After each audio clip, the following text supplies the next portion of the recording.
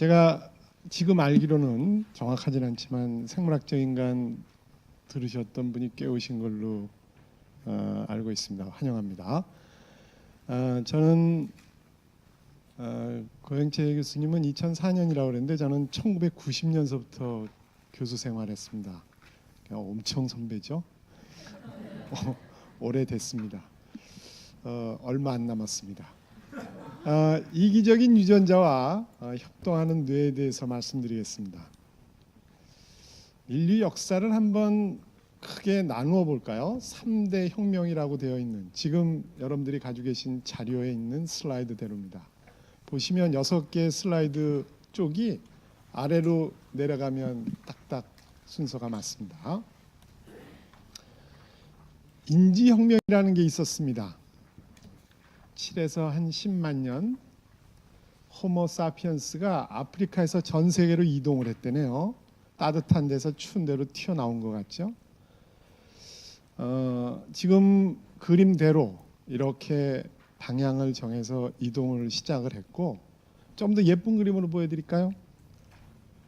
저런 식이었습니다. 빨간 아프리카의 동남부에 살다가 빨간 화살표대로 이렇게 이동을 했다는군요.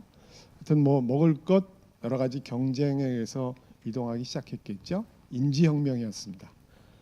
두 번째 혁명을 보실까요? 이번엔 농업혁명입니다. 조금 아까 보셨던 이 혁명이 아니라 10,000년 전서부터 우리가 농사를 지었다고 그래요. 농사를 지은 다음에는 먹을 게 안정적으로 구해졌지만 안타깝게도 우리가 지금 무서워하고 있는 모든 성인병이 시작됐습니다. 10,000년 전 수렵 채집을 하다가 농사 시작하고 장점과 단점이 생긴 셈이죠. 두 번째 혁명입니다. 어디서부터 농사를 시작했냐 하면 이라크하고 이란, 터키조 사이 조 정도의 에리어에서 맨 처음 농사가 시작됐다는군요. 생물학적 인간을 들은 분들은 어떻게 시작되었다는 얘기를 자세히 말씀드렸는데 여기서 그 얘기를 설명드리기엔 좀 시간이 부족할 것 같습니다. 다시 또 세 번째 혁명으로 가겠습니다. 과학혁명입니다. 오늘 말씀드리고 싶은 내용 중에 하나입니다. 500년 전쯤 산업혁명과 함께 우리는 에너지 전환을 시도했죠. 바람에 의해서 그냥 범선이 쭉 가던 단순한 상황에서 열을 이용해서 전기를 만들고 산업혁명, 열 에너지가 동력으로 변했습니다. 전혀 다른 차원의 삶이 시작되었죠. 바로 이 과학혁명이라는 것은 농업시대를 지나 산업시대로 올라온 뒤에 결국은 지금 우리 저 위에 올라와 있습니다. 뇌과학에 와 있죠. 거의 인간이 가질 수 있는 마지막 블루오션이라고 생각합니다. 가상현실 잘 아시죠? 보통 하나 더 넘어갔나요? 미안합니다. 뇌과학이 가상현실과 인공지능으로 우리 앞에 지금 도전을 요청하고 있습니다. 가상현실은 지금 요즘엔 좀 시끄럽지만 궁극적으로는 삼성이라고 하는 어마어마한 회사와 함께 전 세계가 이 버추얼 리얼리티에 들어가 있습니다. 사람 뇌를 속이는 겁니다. 없는 데 있는 것처럼 정말 속이는 거죠. 속고 속히는 세상입니다. 어마어마한 가상현실입니다.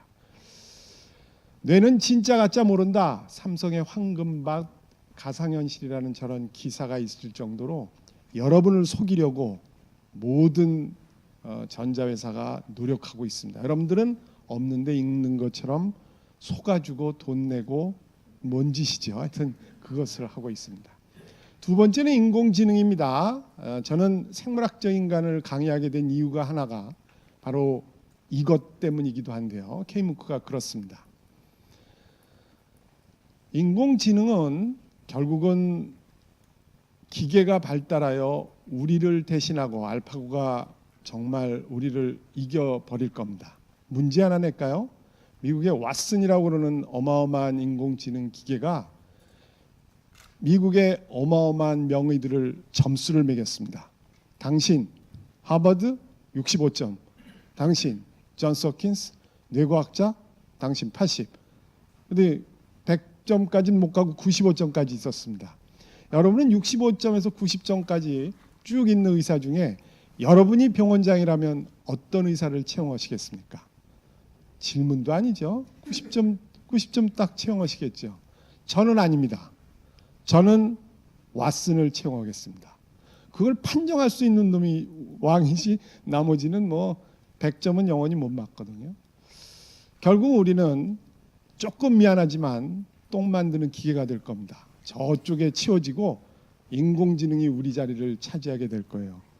무서운 현실입니다.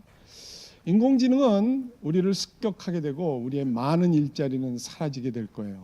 뭐 좋은 방법이 있을까요? 막연히 기대할지 모르지만 언제 어떤 상황이 벌어질지 모른다는 것이죠. 바로 IBM하고 이렇게 해서 왓슨 만들어 놓은 무시무시한 현실입니다.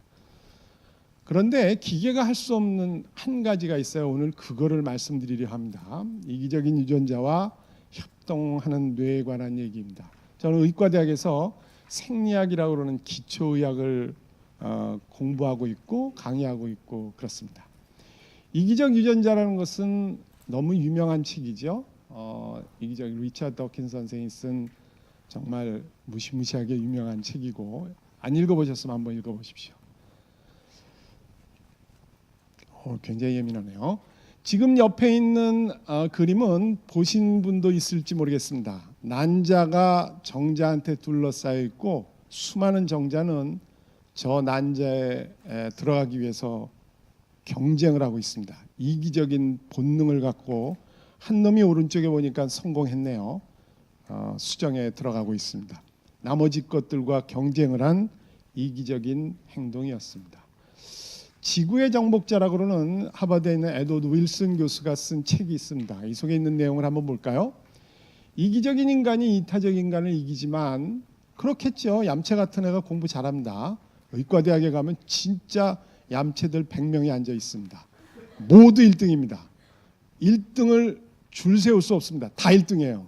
근데 걔네들은 또 다시 경쟁을 시작하는데 그래서 이기적인 조금이라도 더 이기적인 놈이 이길 거예요. 그러나 다음 문장을 한번 보십시오.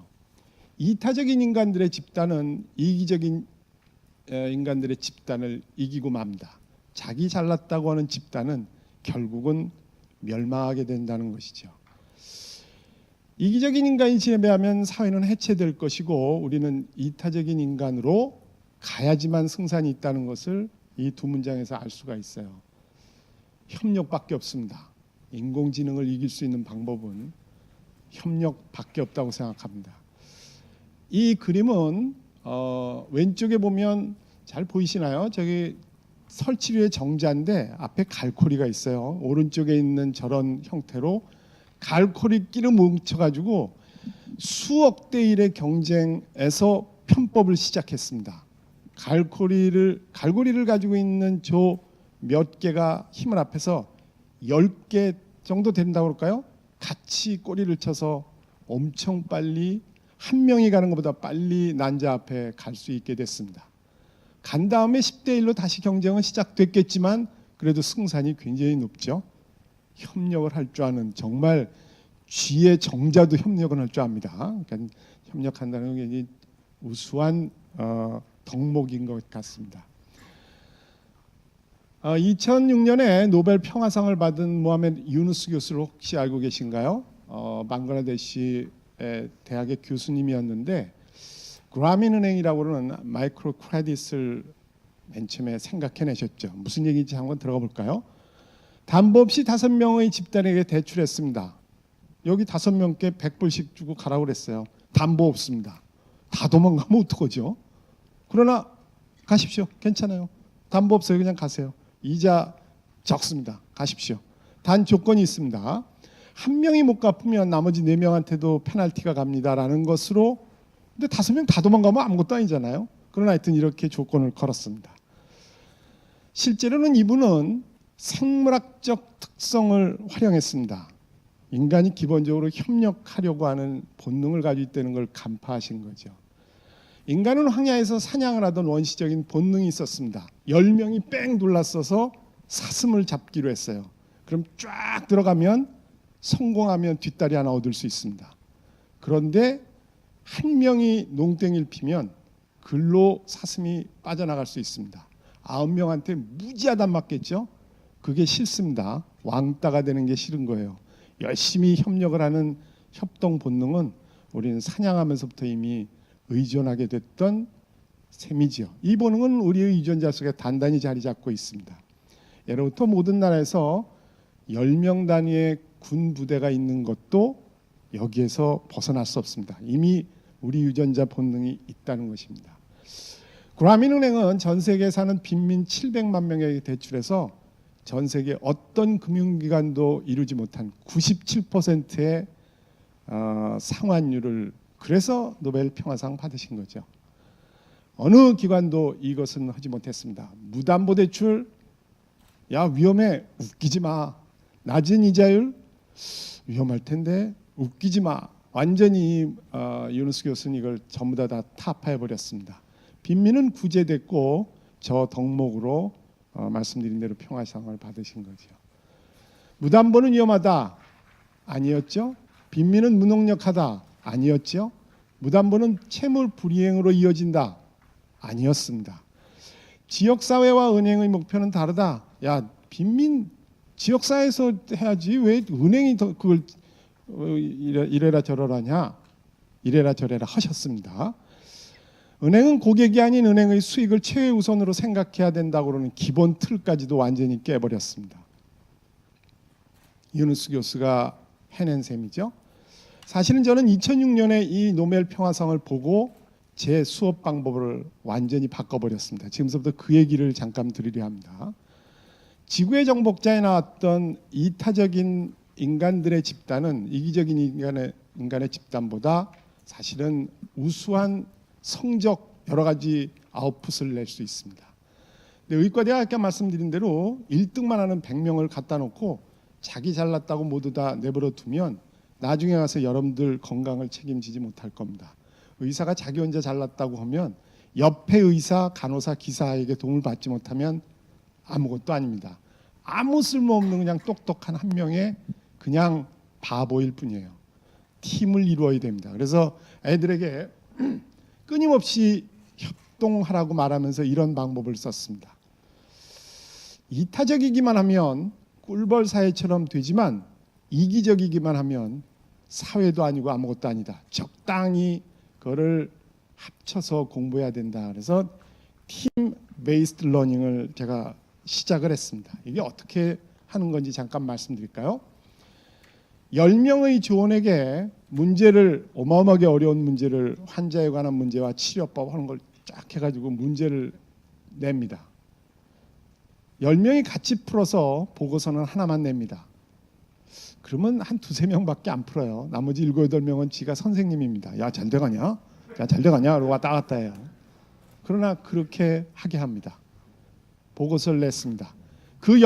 보고서는 10명에게 똑같이 점수가 주어지는데 그냥 넘어가면 아무것도 아니죠. 딱 보고서를 제가 받은 뒤에 오럴 테스트를 합니다. 근데 누가 뽑힐지 모릅니다. 그러면 10명이 정신없이 서로 가르치기 시작합니다. 가장 잘한 학생의 보고서보다도 좋은 보고서를 제가 받은 뒤에 무작위로 선발된 학생의 구술 시험을 시행하여 이 점수 또한 조원 모두에게 부여한다고 그러면 그 다음서부터는 저는 할 일이 없어집니다. 모두 가정교사입니다. 얘가 틀리면 내 점수가 떨어지니까 형 일로 와서 외워, 빨리 해놓으마, 막 남자 여자 박죽입니다. 저는 무섭게 소리만 치면 됩니다. 니네 잘못하면 빵점이다. 그 말만 딱 하면 모든 학생이 서로에게 튜터가 됐습니다.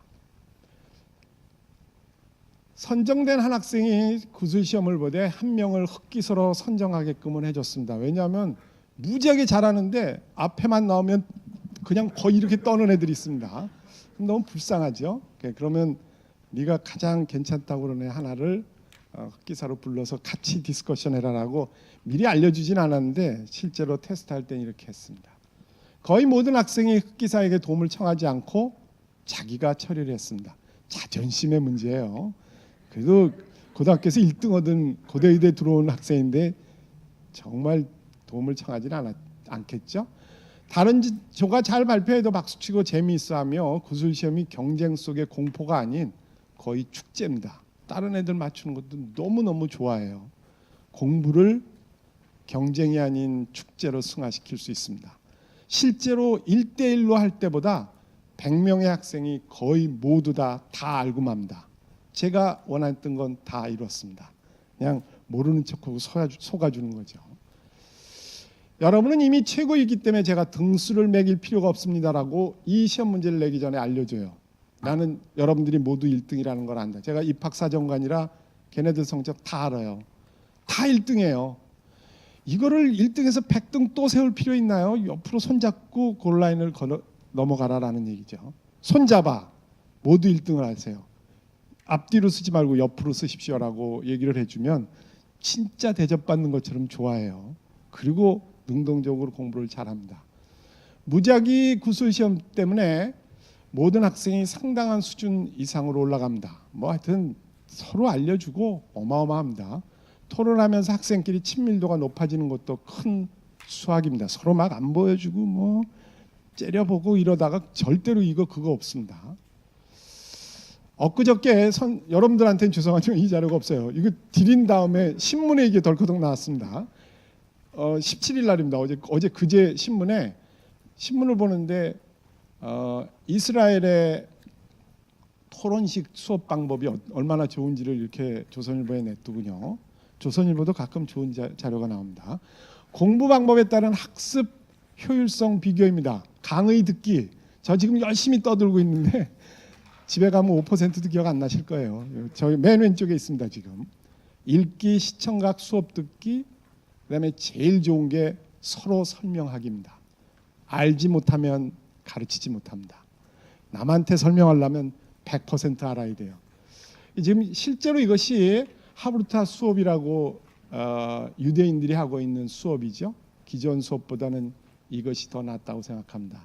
여러분들이 지금 어떤 위치에 어떻게 일을 하고 계신지 모르지만 서로 디스커션하는, 한 방향으로만 가지 말고 서로 인풋만 있지 않고 아웃풋도 있고 왔다 갔다 하는 정말 소통하는 수업이 최고의 수업이라고 생각합니다. 뭐 좀 전달되는지 모르겠습니다. 너무 급하게 했나요? 이기적인 유전자로 우리는 이미 되어 있고 거부할 수 없습니다. 그러나 누구와 함께 같이 할 수 있어야지만 된다는 협동하는 뇌는 우리가 원컨원하지 않고 뇌 속에 가지고 있는 듯해요. 생물학적 인간 들은 분들은 아시는 내용이지만 실험 네이처라고 그러는 논문에 나온 실험 결과를 잠깐 말씀드리고 서머리를 하겠습니다. 침팬지하고 3세 아이의 비교 실험입니다. 침팬지 2마리가 서로 같이 줄을 잡아당깁니다. 줄을 잡아당기면 포도가 2알 내려와요. 저쪽도 2알 내려옵니다. 같이 잡아당겨야 돼요. 한 명만 하면 안 됩니다. 시작. 잡아당겨가지고 훈련이 되면 열심히 잡아당깁니다. 좋죠. 2알씩 뻑뻑 나오니까 뭐 잡아당기면 야 땡겨! 우리 둘이서 눈 맞추고 땡기고 그랬습니다. 그러다 어느 날 방법을 바꿨습니다. 땡겼는데 얘한테 3알 나오고 쟤한테 1알 나왔습니다. 1알 나오면 진짜 화나겠죠. 뭐야 이거 세상이 왜 이래. 근데 3알 나온 놈은 뭐 1알 화내건 뭐건 3알 탁 터놓고 끝냈습니다. 3살 아이한테 이거 똑같이 했습니다. 또로록 뭐 초콜릿 2알씩 또로록 너무 신났습니다. 그러다가 어느 날 3개가 내려오고 하나가 내려왔습니다. 3살 아이인데 이 3개의 초콜릿 들고 엄청 고민했습니다. 먹을 수도 없고 안 먹을 수도 없습니다. 눈치 보는 겁니다. 그리고 하나 줬습니다. 그리고 둘이서 탁 털어놓고 또 갔습니다.